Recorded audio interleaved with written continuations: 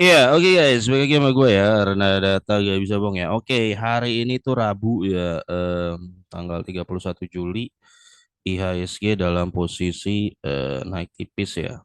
Oke, Em, oke, gue pengen bahas hari ini laporan Q2 2024-nya BNGA. Gue pilih Pans, terus ada WIM ya, yang hancur, GGRM juga hancur, Lapkemnya. Sama Gon. Nah, Gon. Jadi lima ini yang mau gue bahas. Ya kita pertama BNGA dulu ya. BNGA ya pokoknya di bank milik Malaysia lah ya. Rutinitas bagi dividen udah kira-kira 5-6 tahun terakhir udah mulai bagi.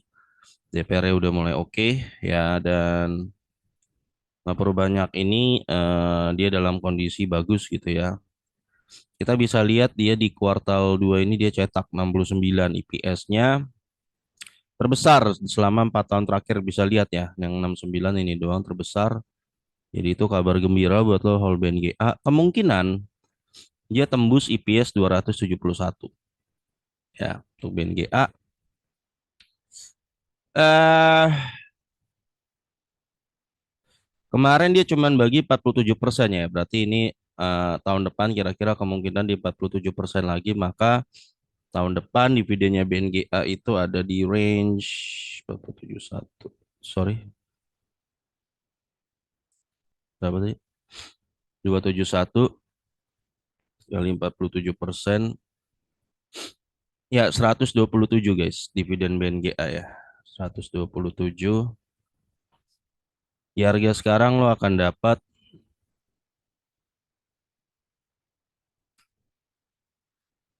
ya masih 6,9%, masih gede ya. Gede ya untuk ukuran perbankan, ini gede banget. Jadi harga warasnya dia kalau dari IPS ya BNGA itu baru mahal kalau dia nyentuh kali 10 aja, 2.710 baru mahal ya. Kalau dari dividen tadi berapa? 127 ya, maka kali 10 aja 1.270 dan 2.540. Nah, ini adalah harganya BNG range-nya berdasarkan kinerja terbaru. Jadi kalau dia di 1.840 ya, masih murah. Bukan murah sih John, ya, apa ya? Masih di harganya ya. Ya, selamat ya buat BNGA, kinerja lagi oke. Dan kedua kita akan move ke Pans ya. Pans ini ya seperti yang gue udah sering bilang, namanya bisnis sekuritas gitu ya. Kadang dia bisa gede banget, tahu-tahu nanti kuartal robo, nanti kuartal 3 tahu-tahu bisa gede gitu ya. Jadi ini bisnis yang nggak terlalu, agak sulit diprediksi berapa IPS-nya gitu ya. Ya. Jadi kalau lo masuk lo udah tahu resikonya ya, tentunya gue udah prepare dari lama untuk ngadepin ginian, John. Maksudnya gimana nih? Setiap saham itu ada risiko ya, John. Semua saham mau entah lu mau tekniknya bandarmologi, mau lu pakai technical, mau lu pakai fundamental, ataupun ya lebih spesifik ke dividen investing, semua ada risiko. Risiko di dividen investing itu adalah tiba-tiba dia rugi ya perusahaannya, dan tiba-tiba entah entah kenapa perusahaannya jadi ngedrop gitu loh, atau mungkin arah delisting. Sehingga gini John, ketika lu udah masukin di satu emiten, lu harus udah siap skenario terburuk. Apapun itu John. Kalau lu mau bandarmologi, lu udah siap lu dibantai bandar gitu loh. Udah siap. Jangan lu mau siap cuan doang gitu loh. Ketika dibantai bandar lu marah-marah gitu. Ya, demikian di dividen investing juga, lu udah harus siap tiba-tiba suatu hari perusahaannya rugi dan tiba-tiba delisting. Nah, lu harus pertimbangkan itu dulu sebelum masukin duitnya. Makanya kalau gue pribadi, gue tekniknya jangan sampai satu perusahaan tuh lebih dari 10% total porto ya. Kenapa? Gue punya pemahaman kalau gue cuman masukin mentok 10% gitu ya. Kalau sumpama dia delisting, ini udah sampai masuk siap delisting John ya. Kalau dia delisting ya, maka perusahaan lainnya, saham lain yang 90% itu dividen setahunnya bakal nutup delistingnya ini. Sehingga udah prepare. gitu ya. Jadi lu nggak bakal terlalu shock berkepanjangan gitu loh. Ya, setahun udah balik, perusahaan yang di listing itu udah balik dari dividen, misalnya kalau dipecah jadi 10 ya, 9 perusahaan lainnya ngebagi sini udah ketutup. Nah, kalau gue gitu. Sehingga ketika PANS ini ada kayak gini ya biasa aja. Ya gue anggap ya udahlah, namanya juga usaha gitu. Ya. Nanti juga nggak tahu Q3 naik apa enggak. Gue nggak tahu ya Q3 bisa naik apa enggak ya. Tapi inget John, ini sebenarnya masih jatuhnya untung. Jadi dia masih punya ini 75 kurang 7 berarti dia masih punya IPS 68. Jadi dia nggak rugi secara keseluruhan, John. Masih bisa bagi dividen gitu loh. Jadi lu jangan bilang ini rugi, wah rugi nggak gitu. Cara mahaminnya nggak gitu, ya gitu. Ya. Salah lo kalau mahaminnya begitu. Jadi ini masih cuan nggak secara kuartalan masih, ya masih. Ya entah kenapa dia bisa minus. Apakah Pans ini kemarin ikut-ikutan main di brand gitu ya? Bisa jadi. Ya nggak tahu gua. Entah apa yang bikin ya. Ya namanya bisnis sekuritas lagi. Biasa. Ya.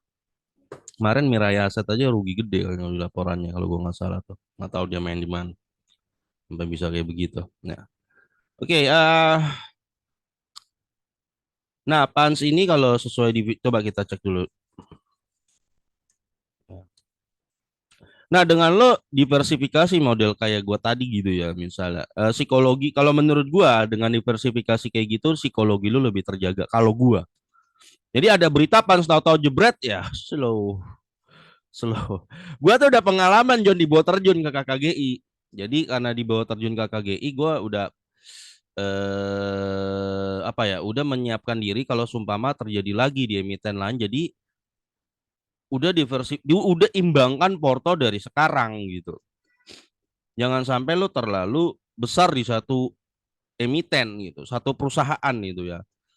Takutnya kalau terjadi gini, lu terjadi kebingungan, lu psikologi lu kena, lu terpancing untuk melakukan sebuah tindakan seperti cut loss gitu loh. Nanti lo akan menyesal tahu-tahu tiba-tiba naik gitu loh. Nah, takutnya di situ. Dengan psikologi lo masih terjaga ya, lo berarti masih lebih waras. Nah, keputusan yang diambil saat psikologi lo terjaga itu pasti biasanya jauh lebih benar biasanya. Ya, tapi terserah sih kalau lo mau all in, gue mau all in aja, terserah gue. Ya nggak apa-apa. Intinya resiko John ya. Jadi saham itu ada resiko, tapi diminimalisirnya gimana gitu. Jadi Pans ini nggak rugi ya John. Jadi sebenarnya secara keseluruhan masih untung. Cuman memang keduanya gagal perform. Kalau dari histori ya, Pans ini 2000, 2001, 2002, 3, 4, 5, 6, 7, 8, 9, 10, 11, 12, 13, 14, 15, 16, 17, 18, 19, 20. Iya John, jadi Pans ini udah dari tahun 2000 ya. Jadi sudah 24 tahun tidak pernah bolong bagi dividen.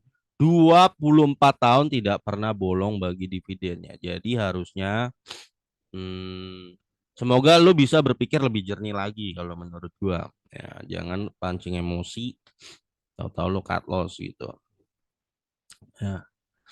Oh ya, lagi ya, ini mungkin kalau dari gua pribadi ya, kalau teknik, kalau lu misalnya ada satu nyangkut terlalu gede gitu ya, dan lu capek untuk average down ya, mungkin ya lu yang lagi disangkut apa nih, WIM dan GGRM gitu kan.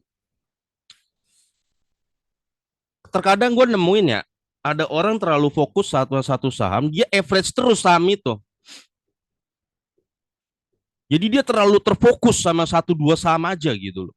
Ya, tapi ya yang bikin dia stres ya, termasuk Unilever gitulah. Ya, ya. Tiap ada duit dia average terus dan dia makin stresnya setiap dia average turun lagi gitu kan. Nah, kalau gue ngakali ini gini John.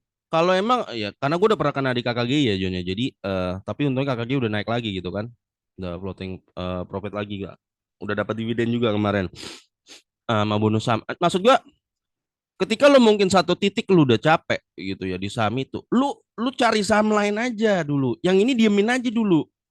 Misalnya lu fokus di mana yang lagi naik? Oh, ASI atau BRI gitu loh, atau mungkin BCA atau mungkin apa batu bara gitu loh. Ya, fokus tambahin ini biarin aja nanti selama dia masih bagi dividen itu biarin aja gitu. Kalau lu emang nggak mau cut loss gitu kan, terlalu besar. Nanti saham-saham lain yang lu kumpulin itu tiba-tiba naik semua kan, Tiba-tiba ketika dia naik semua, cuannya itu nutupin loss yang ini lu ini yang misalnya floating loss yang lagi di sini nih. Nah, kalau gue kayak gitu John, ketimbang lu terlalu berfokus sama satu dua saham aja dan lu kebetulan kena, maksudnya kena secara floating gain lu kena dalam gitu. Akhirnya jadi kepikiran gitu karena lu terlalu fokus di satu dan dua gitu. Kalau gue gitu caranya John. Ya. Misalnya kayak KKG di average turun lagi. Gua kan pernah sampai 320 kan. Kalau lu udah merasa capek, udah lu fokus di saham lain. Nanti saham lain itu terbang, udah deh, udah ketutup. Nanti suatu hari akan sampai titik di mana ini ketutup. Jika ketutup ya udah lu bodo amat mau dia mau gini, yang penting kan dia masih bagi dividen, terserah dia mau nyungsep di mana. Ya oke-oke naik lagi balik gitu kan. Ya kakak gue itu balik juga ya. Balik. Ya, udah bagi dividen juga kemarin gede ya, lumayan lah. Ya. Nah gitu John. Jadi kalau gua lebih baik ketimbang lo all in gitu ya. Lebih baik gue pecah. Kalau gue, yang penting kinerjanya mirip-mirip nggak masalah. Nah, Pans, ya kemungkinan jadi dividennya itu, ini pengendalinya meskipun namanya panen ya, John, tapi dia pengendalinya bukan panen ya, pengendalinya itu Nusa Ada Mas. Itu mungkin alasan kenapa dia lebih rajin. Ini satu-satunya emiten yang ada nama panen yang paling rajin bagi dividen nggak pernah bolong. Kalau grup panen lainnya lo tahu sendiri lah, nggak perlu gue jelaskan. Udah terkenal, terkenal jarang bagi. Ya, oke. Jadi ini kemungkinan dia kalau oke kita pakai angka yang paling safe aja DPR 72% ya. Jadi 136. Ini apes-apesnya ya, seapes-apesnya saham Pans 136 dikali 72%,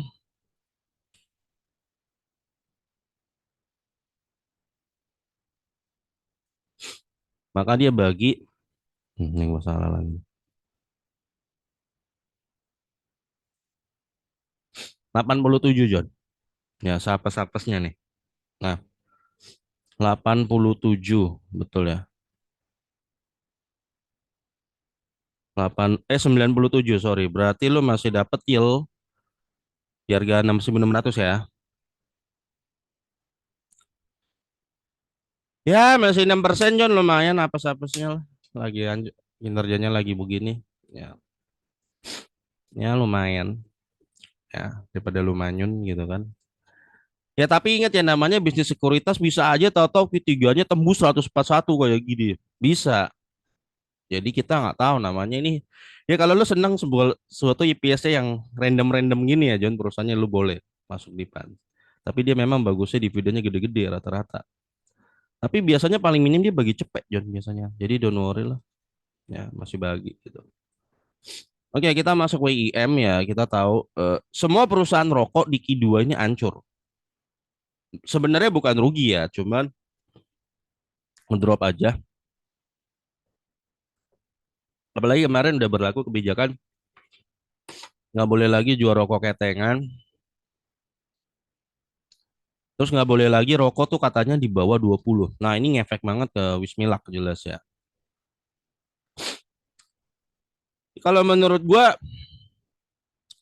ya memang itu kebijakan pemerintah yang mungkin mengundang tanda tanya, yang sangat tidak menguntungkan perusahaan rokok, of course, dan termasuk lo para pemegang saham rokok gitu ya. Eh, Masalahnya begini, orang mau dipaksa, oke, tujuannya apa sih bikin peraturan itu mungkin supaya orang nggak merokok gitu kan,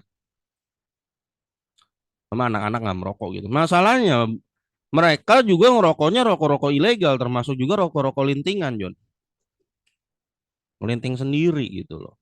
Ya, boleh dibikin peraturan tapi pengawasannya gimana gitu? Apakah ketika lo ketangkap anak ngerokok itu di penjara atau gimana gitu? Nah, itu gua nggak tahu. Ya, eh, ya kalau gue balik lagi ya, kayak kemarin. Oh ya kemarin terima kasih udah ngoreksi gue, bukan Skandinavia ya, Skandinavia ya. Gue baru nyadar juga tuh John, Skandinavia. Oh Skandinavia John. Gue pikir dari dulu Skandinavia, Skandinavia. Skandinavia, pokoknya negara. Oke, kalau gua tetap ya bahwa kita ini bukan negara Eropa gitu, bukan negara Barat. Orang Barat tuh udah teredukasi, udah sekolah dari zaman pencerahan. Mungkin udah 500 tahun udah terbiasa sekolah. Kita ini kan baru-baru ya masyarakat kita. Jadi sendirinya cara ngeberantas orang biar nggak ngerokok ya perbaiki pendidikan kalau menurut gua ya. Semakin orang pendidikannya makin tinggi gitu ya, dan semakin penghasilannya makin bagus gitu ya, sendirinya mereka mungkin akan mulai nggak ngerokok gitu biasanya. Ya, biasanya. Kalau kita paksa peraturan harus begitu, sedangkan masyarakatnya rata-rata pendidikannya masih banyak yang kurang, ya mereka nggak mau terima gitu loh. Sama kayak dulu dibikin rusun di Jakarta buat orang-orang yang tinggal di kali. Lu kalau pernah, orang kadang nggak pernah survei. Gue dulu pernah Jon di Tanah Abang yang ngobrol-ngobrol lah kegiatan sosial di situ. Kenapa mereka tinggal di pinggir kali, Jon? Buat mereka nggak apa-apa. Eh, ya Tanah Abang, pinggir kali yang tenda-tenda itu dulu tuh, tempat-tempat kumuh gitu kan. Lebih baik gue tinggal di tempat kumuh daripada bayar. Nah, lu suruh pindahin dia ke rusun yang bayar kagak mau. Karena di pikirannya mereka, ini kok tetap banyak gak lulus SD di situ. Pendidikannya nggak lulus SD, serius. Buat mereka lebih baik gue gratis, mau dia dikali, di bawah jembatan nggak apa-apa, yang penting gue kagak bayar. Daripada gue pindah ke rusun, oke mungkin enak, tapi gue bayar, gue kagak mau. Itu pikiran orang di bawah, John. Sama kayak yang rokok ini masyarakat bawah kagak peduli. Kenapa lu ngatur gue ngerokok gitu loh? Terserah gue ya. Kalau lu pernah ngerokok, tak gue pernah ngerokok, John. Jadi gue tuh perokok dari tahun 2003 ya, gue 2004 sampai 2010 gue perokok lah. Ya gue tau lah namanya orang nongkrong senangnya di main catur, ngerokok, kopi. Udah pasti lu mau melarang mereka. Banyak ngerokok, anak tuh anak SD udah ngerokok, SMP udah ngerokok, SMA udah ngerokok. Ya enggak. Kenapa? Karena itu pencarian jati diri mereka. Mereka seneng ngerokok gitu. Lu mau paksa bikin peraturan, lu percaya dah bocah-bocah SMA, SMP itu punya akalnya sendiri, lu pinter-pinter itu, lu larang gue beli ketengan, gue ngelinting sendiri, mencari rokok ilegal. Yang anak-anak itu kan pinter, John. Ya kalau pernah muda tau lah. Ya, itu ya. Ya jadi kalau menurut gua, kalau menurut gua nih ya, kalau kita mau bandingin bahwa kita harus diikutin pola pikirnya orang Barat di Eropa sana yang penduduknya aja mungkin nggak ada 10 juta, ada yang cuma mungkin 2 juta negaranya gitu kan. Gampang diatur. Kita 200 juta, kepulauan lagi.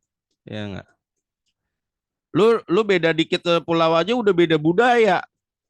Ya enggak, gua di Kalimantan di jalanan semua kalau nggak bahasa Banjar atau nggak bahasa Daya Ngaju, belum lagi ada Daya kampungnya, udah beda tuh, udah gue kayak udah merasa ini udah bukan Pulau Jawa, udah beda lah kayak gue di Pulau Jawa. Ya ini sama sampai Merauke ya kayak gitu, kalau mau dipaksa ya terserah sih, kalau gue mungkin kurang pakat aja gitu aja. Nah itu, tapi tetap sebagai investor ini adalah realita yang harus lo hadapin. Ya makanya tadi gue udah bilang lebih baik lu dari awal udah prepare.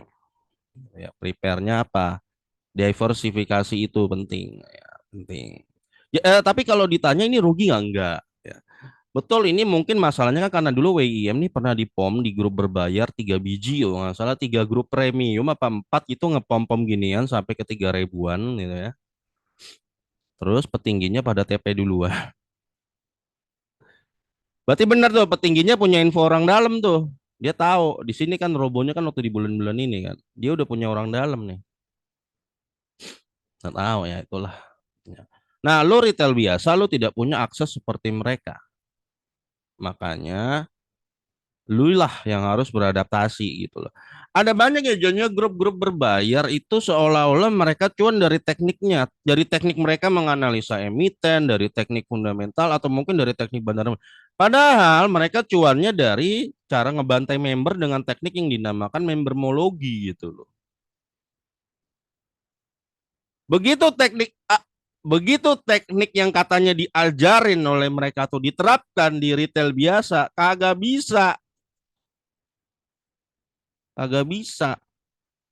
Nah, kenapa ya? Itu tadi mereka cuannya dari membermologi sebenarnya, bukan dari hasil analisa emiten. Ya, itu John. Nah, jadi ini sebenarnya nggak rugi ya. Oke, WIEM ini coba kita cek dividen historinya dulu. Ini DR-nya kecil ya, 40 persenan kalau gua nggak salah. Ya, PANS juga kecil 40 persenan. BNG nggak usah tanya lah, perbankan masih gede. Perbankan tuh aman ya kalau gede ya biasa aja. Kita buka dulu Wismilak dividen historinya. Kalau dari sini sih, hmm, 3 tahun terakhir udah bagi ya. Eh, ini. Ya cuman kemarin 45% aja.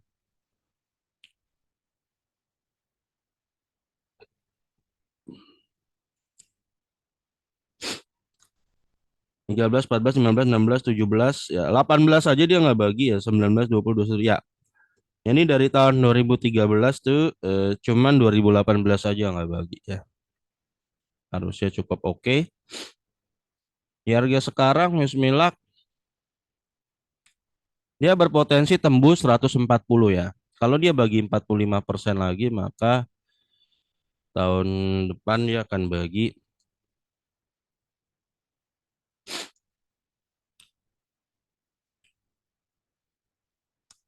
61 guys. Ya. Di harga sekarang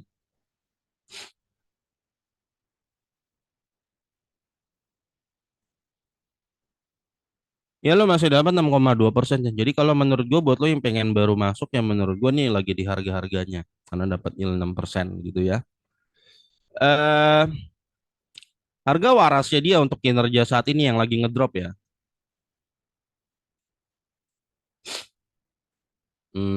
Dari EPS kali 10 aja John.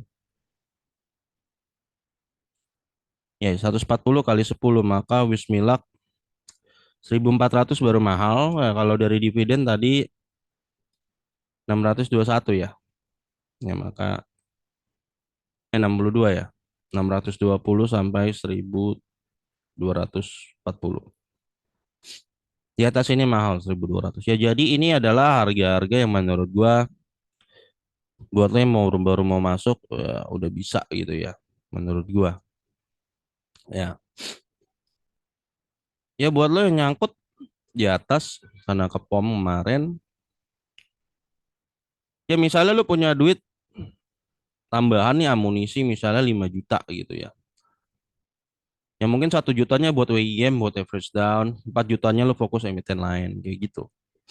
Selalu aja kalau menurut gua ya. Ya gue pernah nyungsep di KKGI jadi gue kasih tahu aja tapi terserah sih kalau lo mau CL juga gue nggak mau. Gue duit-duit lo. Gue cuma nggak ngasih eh advice kayak begitu. Ya, sambil nanti lo nunggu momentum. Mungkin saham yang udah lo average itu saham lainnya nanti bakal naik dan nanti nutupin floatingnya ini. Ya, kalau gue begitu. Oke. Oke, tapi kalau dia seumpama 27 doang nih ngedropnya 25 nih. Ya, ini kan IPS dia paling rendah kan.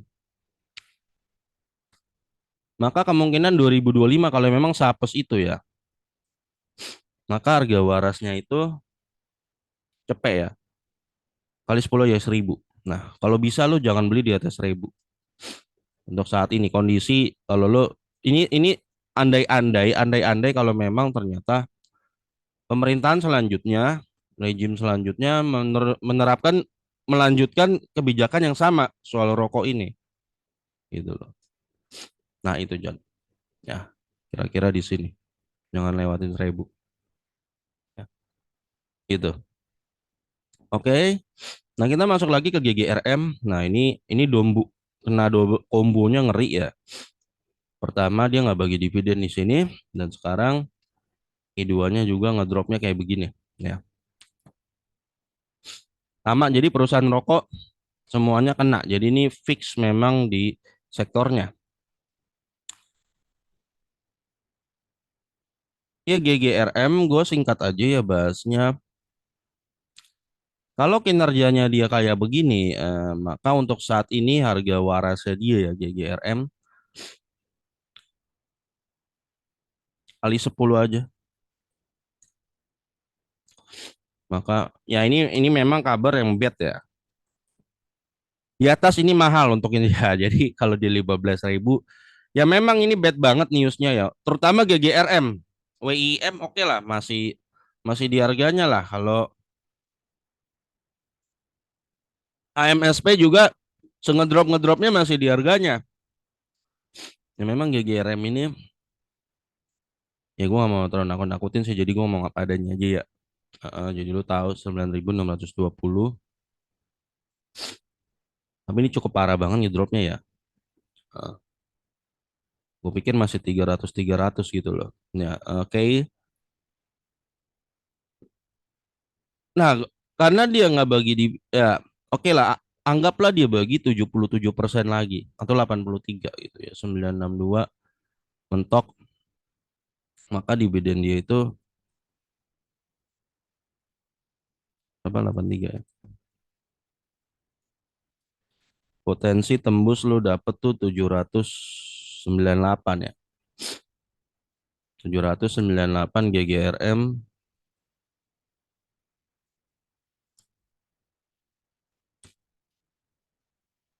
ya 5% sih di harga sekarang ya. Ya lumayan lah kalau di harga sekarang sih lumayan ya kalau bagi. Pas aja sih nggak wow banget cuman pas. Cuman buat lo yang di harga 40.000 ya 1,9% ya kecil. Nah itu John ya. Untuk GGRM ya. Ya jadi untuk saat ini harga fundamentalnya adalah 1.620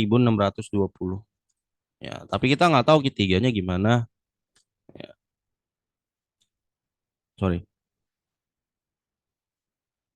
Nah ini ya gue bukan nakut-nakutin maksud gue memang secara angka yang gue lihat ini begini.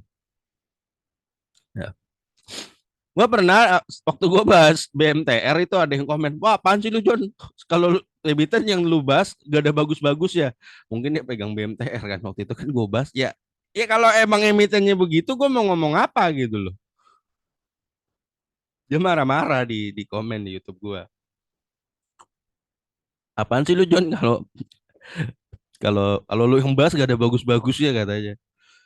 Gue ngomong jujur aja berdasarkan kinerja kelihatan ini ya maka harganya di rank segini gitu. Ya, gue pernah juga bahas di SSA ada yang komen kayaknya gue nggak tahu siapa yang komen dasar lu John goblok. John goblok gue ketawa-tawa aja baca komennya. John goblok gak ada komen apa coba tulis John goblok. Entah apa dia pegang di SSA gitu kan terus gagal beger atau gimana gue nggak ngerti gitu. Dia kan ngomong apa ada aja John dia dasar John goblok aja dia.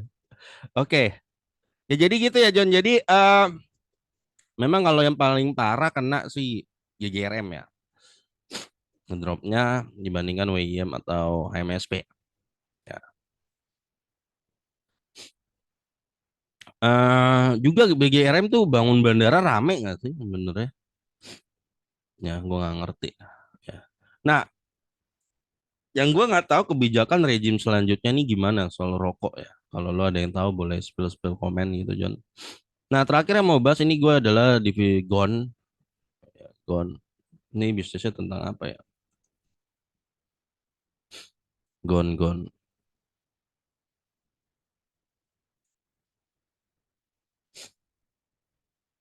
Ihon Telekomunikasi Indonesia, khususnya penunjang telekomunikasi ya. Kegiatan usaha menyewakan tower space. Hmm, Sekarang ada Starlink tuh, gimana tuh? Ya, Starlink.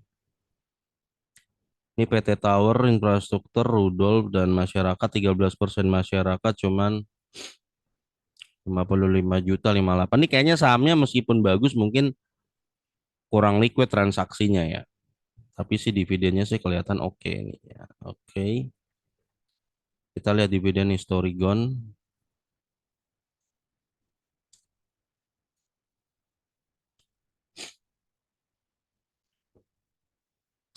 Kalau grupnya Jarum mah enak aja ya. Rokoknya Jarum Ini dia mah tetap cuan dari BCA.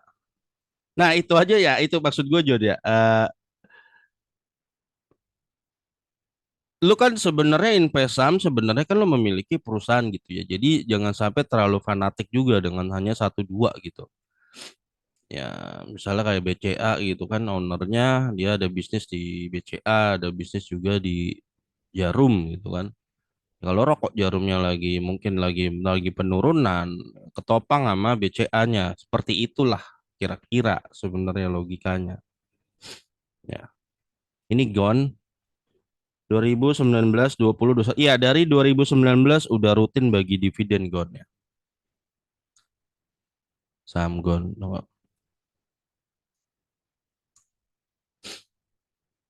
Jadi dari IPO nih kayaknya, ini dari IPO nggak sih? Kayaknya sih dari IPO ya. Iya, dari IPO dia udah rutin bagi dividen Jonnya dan kelihatannya sih menarik secara angka dividen. Yang menarik juga dia DPR-nya sih 80% ya tadi gue lihat. Kalau gue nggak salah, belum cek lagi. Masih aman dan DPR ini gede-gede. Kemarin 90% ya. Oke. Nah, kalau memang kinerja sekarang lagi agak turun dikit ya. Total nanti tembus 146. Tapi kalau dia bagi 90% lagi ya 100 tahun depan. Gila gue pilek John. Ngeri. Kali 90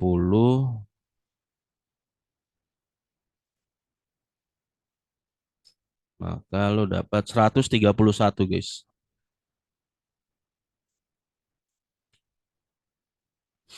Kalau dia di harga 1.600 maka lo dapat ya gede sih Jonnya 7,8% nilainya gede ya. Cuma kelihatannya ini saham nggak liquid ya. Kurang liquid aja. Ya, jadi pastikan jumlah yang lo masukin sesuai dengan jumlah transaksi hariannya gitu ya. Maka harga warasnya dia hmm, kalau dari IPS sih kali 10 ya. Di atas ini mahal ya. Tapi kalau dari dividen tadi 1.310 2.620 segini aja. Ya. Kalau dari dividen ini masih di range-nya sih. Ya kan? Ya, ya. Ini John untuk GON ya. Masih oke. Betul kan tadi 131 ya betul. Jadi ini masih di harganya kalau dari dividen. Nah iya gua rasa gitu John ya. Jadi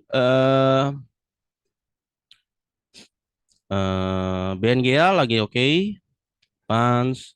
Pan seperti biasa ya sebenarnya masih oke. Cuman ya ngedropnya namanya bisnis sekuritas begitu. WIM memang robo semua perusahaan rokok. Tapi WIM masih di harganya. GGRM aja yang ya doain aja. Itu aja. GON masih oke juga. Lumayan. Ya. Oke guys sampai ketemu lagi video gue berikutnya. Karena data nggak bisa bohong.